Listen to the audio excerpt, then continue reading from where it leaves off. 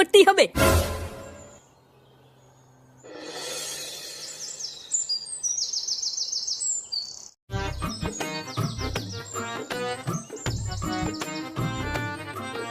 গিন্নি, আরে কই গো গিন্নি, কই গেলে? কি গো, এত ডাকাডাকি করছো কেন? কি হয়েছে কি? একটু যে শান্তিতে রান্না করব তোমার জ্বালায় আমার তারও উপায় নেই। আরে গিন্নি, রান্না তো তুমি পরেও করতে পারবে, আগে শোনো কি হয়েছে। তা কি হয়েছে আমাকে তাড়াতাড়ি বলো, ওইদিকে আবার রান্না পুড়ে যাচ্ছে। এই দেখো গিন্নি, কি এনেছি। উমা গো, এতগুলো টাকা তুমি কোথায় পেলে? আরে গিন্নি, তোমাকে আমি কিছুদিন আগে বলেছিলাম না, কাজের জন্য আমি নারায়ণদার কাছে কিছু টাকা ধার চেয়েছিলাম। একটু আগে আমাকে নারায়ণদা ডেকে সেই টাকাটাই দিল গো। কি বলছো কি, সত্যি? হ্যাঁ গো গিন্নি, এবার দেখো এই টাকাটা দিয়ে আমি একটা ভালো ব্যবসা খুলবো।